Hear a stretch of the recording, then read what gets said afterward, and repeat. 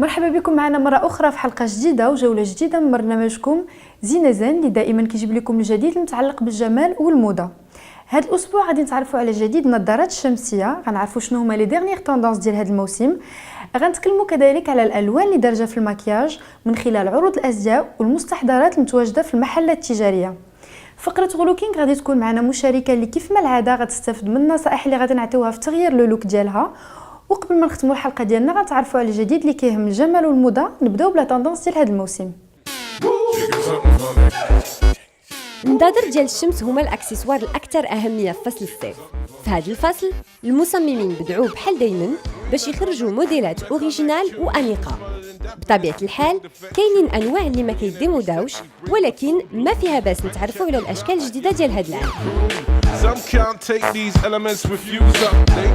الموديلات ديال الخمسينات والسبعينات مازال على مود.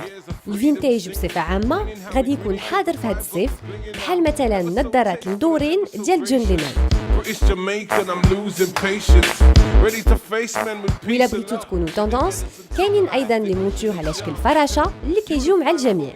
وما نساوش الموديل موش اكس اكس ال، شفناه عند لي ستار وعند لي بيبل. هذا الموديل كبير وكيدرق الوجه ومازال توندونس هذا العام. الا بغيتو تزيدوا عليه شويه ديال لا فانتيزي اختاروا الوان فلاشي بحال الموديل ديال لوليتا ليمبيكا ولا ديال ستراديفاريوس. ولا بغيتو ان لوك شيك اتجهوا للموديل ديال نينا ريتشي. هاد الصيف غادي نلعبوا بالمواد حتى هي، خصوصا بالبلاستيك وبالحديد. في العديد من لي كوليكسيون ديال هاد العام كنلقاو حتى لا غوم اللي كتعطي اون تيكستور ناعمه للنظارات. الميزه الاخرى ديال النظاظر ديال هاد الصيف هما الالوان. حتى الموديلات الكلاسيكيه ولاو فيها الوان فلويو. النصيحه ديالنا هي انكم تزعموا على هاد الالوان اما في لا مونتور كامله ولا بديتوش مثلا على لي برونش ديال النظارات. هاد الالوان كيفتحوا الوجه وكيعطيوه اللمعان. واخيرا لا طوندونس الكبيره هما النظاظر امبريمي، ليوبار، دونتيل ولا بيتون. لي امبريمي كتار ومختلفين، بحال مثلا عند غيبان اللي خرجوا نظارات ملونين على النمط ديال اوندي وارون. النظارات الشمسيه هما اكسسوار مهم بالنسبه لكل سيده، كنوجدوهم في احجام بمواد والوان مختلفه وحتى بلي زامبريمي بحال لو بيتون، لو ليوبار ولا حتى بلا دونتيل. من بين المميزات ديال المكياج هذا الموسم كنلقاو الالوان دارجه بكثره، مثلا البرتقالي ولو كوراي باش نحصلوا على ان ايفي بون مين، ولا الوان اكثر جرأه بحال الاخضر ولو موف اللي غنشوفوهم من خلال الصور. في هذا الفصل ربيع وصيف 2013 المكياج متبع دي طوندونس جديده، بحال لا مود ديال الملابس. في المكياج كنلقاو الالوان بزاف. الالوان الغامقه بحال المارون، الغري ولا البيج كانوا طوندونس في الشتاء، اما في هذا الصيف اختاروا الوان زاهيه بحال الصفر، الخضر اولا الغوز، وما تخافوش تخلطوها. Donc la tendance ديال المكياج ديال هاد البرانتون ايتي 2013 هما لي كولور فلاشي كما تنقولوا بالفرنسيه، حيت المكياج نتبعوا شويه الملابس اللي تيخرجوا في لا سيزون. وهاد لا سيزون جوستومون عندنا دي كولور تري فلاشي، دي كولور لامعين بزاف اللي تيبانوا من بعيد. دونك تنحاولوا سوا نديروا ان روج على فلاشي ولا ان غلوس فلاشي ولي زو تيكونوا ناتوريل، ولا لو كونترير نديروا ان كولور فلاشي فوق العينين ولو روج على تري ناتوريل. دونك سينو لو بلان اي نوار رجع بزاف هاد اوسي لا مود le blanc et noir, donc on dirait par à paupières pieuse avec un eyeliner noir et un rouge à lèvres aussi un peu flashy, par l'orange, limoné, il est très tendance à être le safe. En même temps, le bronzage, les couleurs, ça redonne plus de gaieté qui mettent le français flouché. Donc le maquillage, surtout on va dire le corail, l'orange, le fuchsia, il y a un fuchsia flashy. وإلا بغيتو تعرفوا كيفاش تحصلوا على مكياج ديال الصيف بطريقه سهله تبعوا معنا النصائح ديال فرح. دونك غادي نبدا بلي بودر ايريزي، غندير اون كولور لو بلون باش نكبر العين ماكسيموم. من بعد غنكلينا نزيدو اللون الثاني اللي مكلينا نزيدو باغ اكزومبل الخضر، كنبانسو شويه صغر. دونك الخضر غنحطو سورتو سور لا بوبيير موبيل الوغ تنستعمل لي بودر ايريزي حيت سي دي فار ا بوبيير اللي ساهلين الاستعمال. غادي نجيو نحط ويعطيني لو ريزولتا. ما عنديش لاش باش نخدموهم بحال لي فارمات اللي خاصنا نديكاديوهم ونخدموهم ماشي ساهلين بزاف الاستعمال. الوغ كو لا نحطو شي شويه فيهم لا بريونس يعطيو ليكلا وساهلين بزاف في لوتيليزاسيون. دونك لو فير نحاول نخلطو او ماكسيموم مع البيض باش ما تبقاش كل لون بوحدو محطوط بوحدو باش يكون. غنزيد شي شويه لو دوغي. الدوغي هو الصفر اللي لا كولور تري طوندونس هاد الصيف هو لارجونتي. غنحطو على الانتيريور دو لوي وداخل نكبر. دونك كنستعمل ان ايلاينر. الوغ اوسي برينطون في الصيف تنحاولوا نستعملوا لي برودوي بزاف اللي غادي تبدا الصاد. دونك لا بو تنعرقوا تنحاولوا نخدموا بلي برودوي واتر بروف اللي تيبقاو النهار كله. الايلاينر درناه سورتو في لو كوتي باش نطلعوا لا فورم دي زو. نخدم لو ماسكارا ديالي. فوالا دونك درنا 3 كولور 4 ديال الالوان. درنا الابيض درنا الخضر زدنا شويه ديال لو دوغي بوغ ايغي ودرنا ايلاينر فير. دونك ماكياج تري برينطون تري فري اللي ساهل الاستعمال. كلا السيدات ديروه دقيقه ولا جوج فاسيلمون.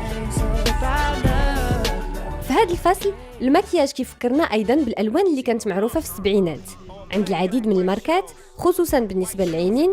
لي فاغ بوبيير ولاو ساهلين في الاستعمال على شكل بودر ولا كريم. نستمعوا لماكسيم بولان. On a des textures maintenant dans les fards à paupières. كاينين دابا دي تيكستور ديال لي فار ا بوبيير اللي كتحتوي على بزاف ديال لو نكر ديال اللؤلؤ اللي كتكون رقيقه ماشي بحال لي بايات. نقدروا نديروها في الصباح وفي الليل. الخصوصيه ديال اللؤلؤ هي انها كتعكس الضوء. الا كنا في مكتب مضوي بالنيون بحال هنا كيكون خفيف، وإلا مشينا للمطعم غادي تعكس كثر ديال الضوء. فهو مكياج اللي كيتادابتا بوحدو. هذا النوع من المكياج كيسمح لنا نستعملوا نفس المنتوجات سواء المكياج ديال النهار ولا المكياج ديال الليل، ولكن ضروري ننسقوا بين لي جو ولي ليفغ دائما في نفس اللون. على اي حال ما كاينش مكياج ديال الصباح وديال الليل. كنديروا اللي بغينا اللي كيعجبنا. خاصنا نديروا المكياج اللي كنلقاو به الراحه. بطبيعه الحال الليل كنوركوا على الشفتين.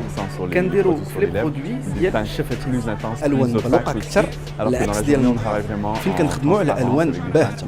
كنحاولوا نلعبوا ايضا على لي تيكستور ولي كونتراست ديال الالوان، الوان ساخنه والوان بارده باش ما نشارجيوش المكياج بزاف. لي كوليكسيون ديال العكوره في هذا الفصل فيهم الوان قويه. ماكسيم بولان كيعطينا ايضا نصائح للمكياج ديال البشره السمراء. الاختلاف ماشي كبير بزاف غير في بعض الالوان، خصوصا على الشفتين وعلى لي جو. نستمعوا للنصائح ديالو. هذه اول مره كنجي للمغرب. النساء المغربيات زوينات، المكياج كيجي ساهل. النساء المغربيات عندهم عينين كبار، لي بومات عاليين ولي ليفغ حتى هما مقادين. داكشي علاش كيجي المكياج الساهل. وتقدروا ديروا اللي بغيتو. غير من الاحسن مع الوان البشره اللي كتكون فونسي ما نديروش لون بال في لي ليفغ بحال الستيل اللي معروفين به البنات ديال ميامي ولا فلوريدا. لو غوز بال والبيج ما كيجيش بزاف مع هاد الالوان ديال البشره. المهم هو نزيدوا لا بريونس وما نحيدوش لا لومينوجيتي ديال الوجه. نقدروا نديروا الغوز على الشفتين، ولكن من الاحسن يكون انطونس. لو كوراي لورانجي كيجيو مع النساء المغربيات، وحتى لو غوز ما تنساوش. رجع هذه بعد السنوات ومازال ما كيديموداش. نقدروا نستعملوا الحمر مات كريمو ولا غلوس. هذا اللون كيجي مع كل شيء. ومثلا فاش ما كنبغيوش نماكيو العينين ولا ما عندناش الوقت نديروا غير الحمر على الشفتين وصافي. هذا الاسبوع في فقره غلوكينغ معنا مشاركه اللي بغات تبدل اللوك ديالها. حنا اقترحنا عليها ان لوك مادمان اللي كيذكرنا بالسلسله الامريكيه المعروفه. نشوفوا كيفاش داز لو غلوكينغ من خلال الصور.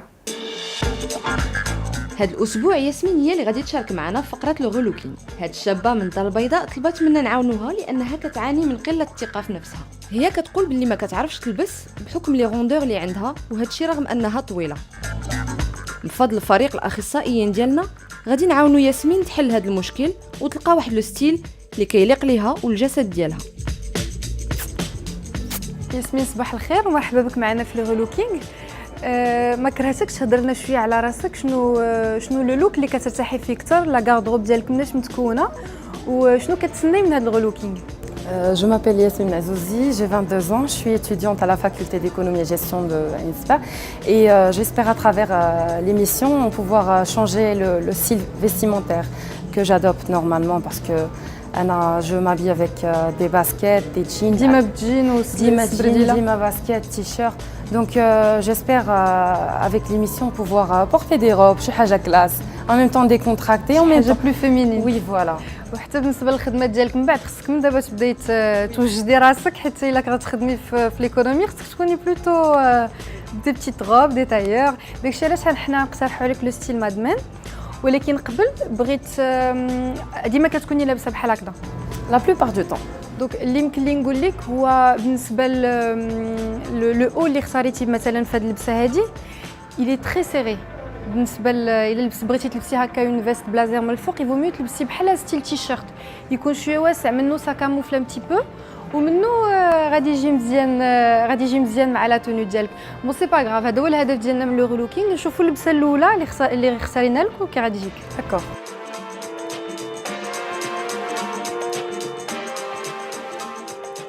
زينب والفريق ديالها غادي يلقاو لياسمين واحد لو لوك اللي غادي يبين الانوثه ديالها وغادي يليق ليها فهما كينصحوها بلي غوب ولي جوب ديال لو ستيل مادمان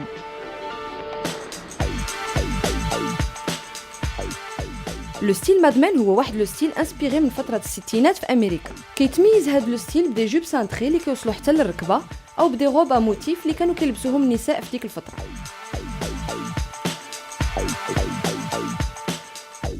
هاد لو ستيل كيليق بصفه عامه لكل النساء اللي كيبغيو بحال ياسمين يكونوا فيمينين رغم لي غوندور اللي عندهم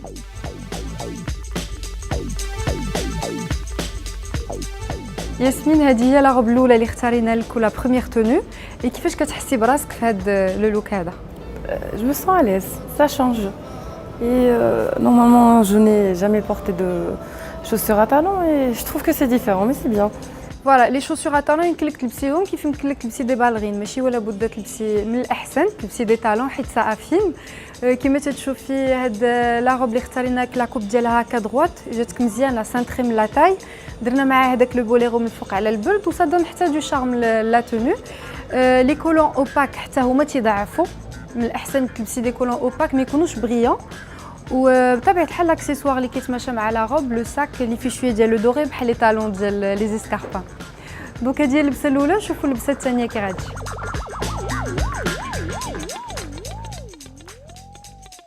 ياسمين هذه هي اللبسه الثانيه كيفاش كتحسي براسك في هذا اللوك هذا Je me sens à l'aise et la robe elle est pas mal, les motifs ديالها تا هما زويونين et je pense que le sac il me plaît aussi.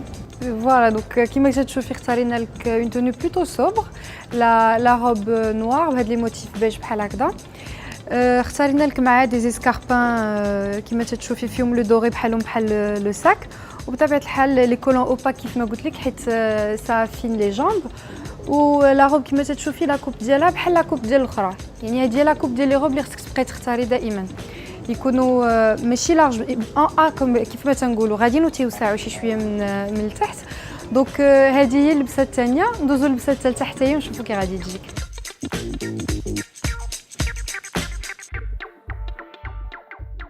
ياسمين لا ترويزيام تونو والاخرى اللي اختارينا ليك احنا ما بدلناش لو لوك كيف ما تشوفي كيفاش كتحسي براسك عاوتاني في هاد لا روب هادي À l'aise.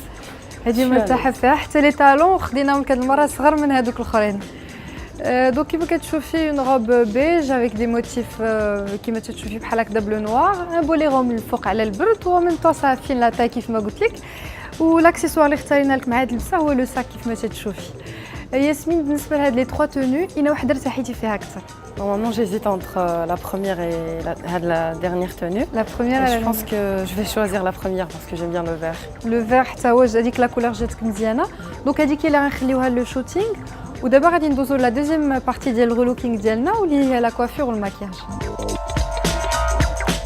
لي غوندور ماشي عيب خاصكم غير تعرفوا تلبسوا طبقا للجسد ديالكم وتعرفوا اللي كيوافقوا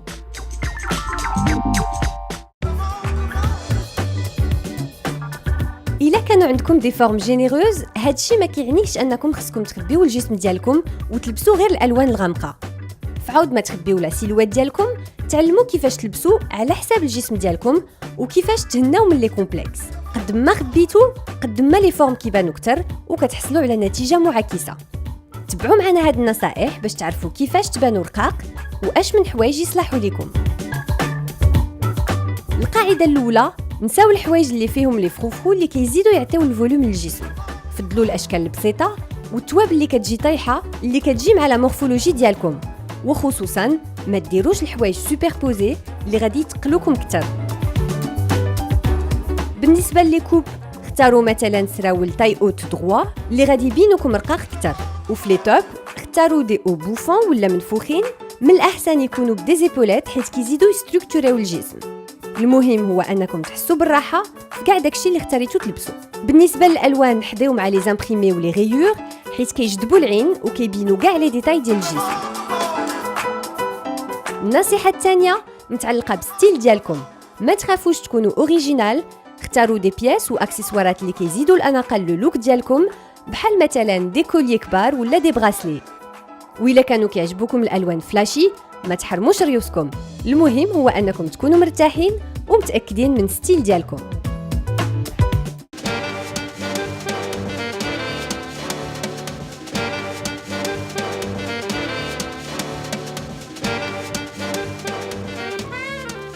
هكذا كنساليو فقره الستيليزم ديالنا، وكيمكن لياسمين دوز لا بارتي كوافور اي ماكياج.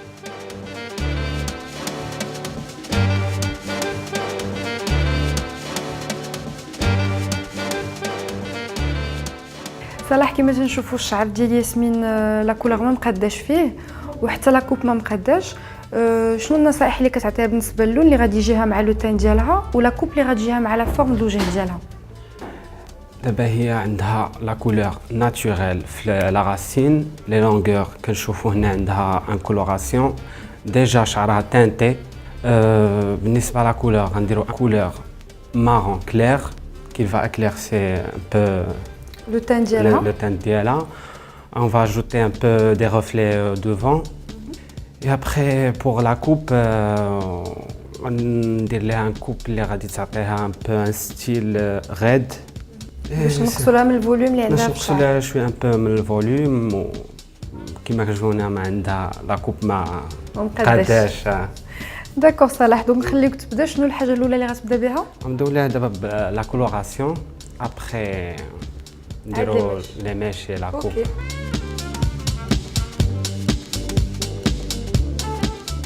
ياسمين شعرها قصير ومتلف بسبب واحد الديفريزاج اللي قامت به منذ سنه. اللون ديال شعرها ما كيليقش ليها، لذلك كينصحها صلاح الكوافور ديالنا بان كولوراسيون مارون كلير اللي غادي تضوي ليها وجهها.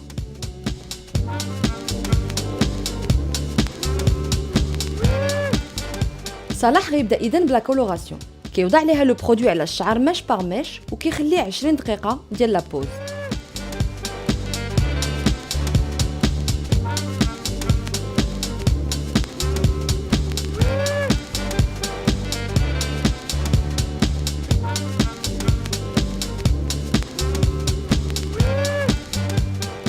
من بعد ما كيغسل هاد لا كولوراسيون غادي يخدم لي ماش القداميين بان بلون فونسي اللي غادي ينسجم بسهوله مع اللون مارون كلير جديد ديال ياسمين.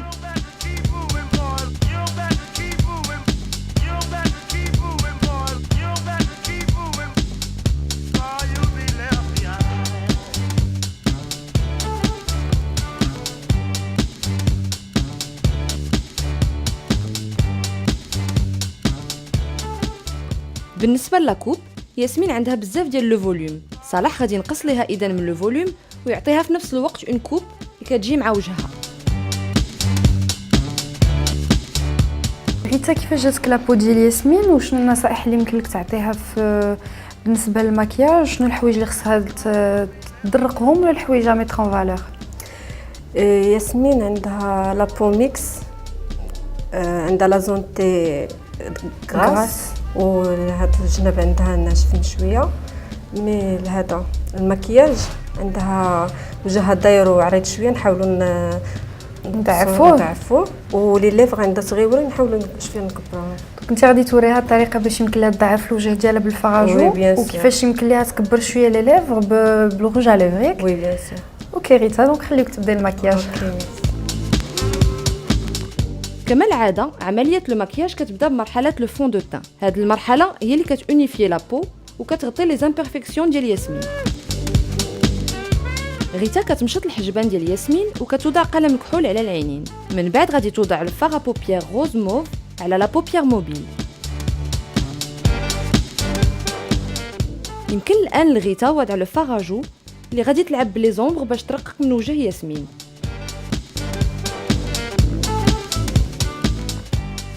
غادي ترسم لها لو كونتور دي ليف بواحد لو كريون باش تكبر الفم وغادي تسالي العمليه بوضع احمر الشفاه روزي.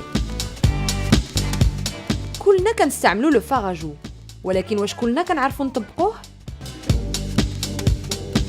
كلنا كنستعملوا الفاراجو وكلها والشكل اللي كيفضل لو بودري ولا الكريمو. لو فاراجو بودري سهل في الاستعمال وكيعطي ان ستيل ستركتوري للوجه، اما النوع كريمو فكيعطي مظهر طبيعي حيت كيذوب بسهوله على بشره الوجه. ولكن واش كتعرفوا كيفاش تستعملوا لو فاراجو باش تحصلوا على نتيجه بونمين برونزي ولا طبيعيه؟ المفعول الاول اللي كنبغيو من الفاراجو هو انه يعطينا اون بونمين. السيدات اللي عندهم البشره فاتحه كيجيو معاهم الالوان بحال البيج والغوز، اما اللي عندهم البشره سمراء فمن الاحسن يستعملوا الوان بحال لو برون او لا لو برونز باش يبان الوجه مضوي. الفاراجو كيتستعمل دائما من بعد لو فونتان وباش تحطوه مزيان ضحكوا قدام المرايه وديروه على لي بومات. المهم انه ما يكونش باين بزاف ويذوب على البشره. اما الا بغيتوا تحصلوا على نتيجه برونزي فمن الاحسن لكم تختاروا دي فاراجو كويفري ولا برونز. ولكن لا تندونس الحقيقيه ديال هذا العام الا بغيتوا تحصلوا على ان لوك نيو رومانتيك اختاروا اللون الوردي. الغوز كيجي مع كلشي وعلى حساب كيفاش حطيتوه تقدروا تحصلوا على نتيجه مختلفه. مثلا الا كان الوجه ديالكم رقيق وبغيتوا تعطيوه شويه ديال الفوليوم حطوا الفاراجو بطريقه دائريه على الحناك. اما الا بغيتوا ترققوا الوجه ديالكم فمن الاحسن تستعملوا الفاراجو فوق لي بوميت وحتى لي طوب.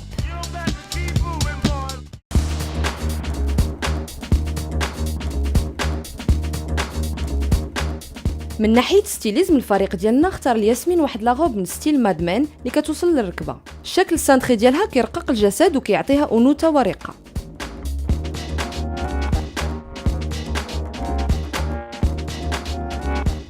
اللون الاخضر ولي موتيف فلورو كيجيو متناسقين مع لو بوليرو دوري اللي كيضوي اللبسه.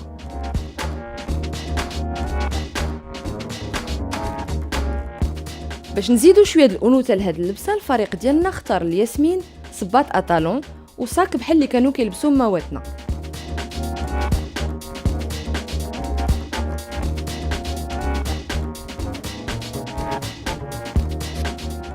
نتمنى انكم تكونوا حتى نتوما استفدتوا من النصائح اللي قدمنا للمشاركه ديالنا. الا بغيتوا تختاروا ان لوك مادمان ولا بغيتوا تشاركوا معنا في فقره البرنامج ما عليكم الا اتصلوا بنا عبر الهاتف ولا البريد الالكتروني ولا تسجلوا في صفحه البرنامج على فيسبوك. قبل ما ننهيو الحلقه ديالنا نمشيو نتعرفوا على الجديد اللي كيهم الجمال والموضه.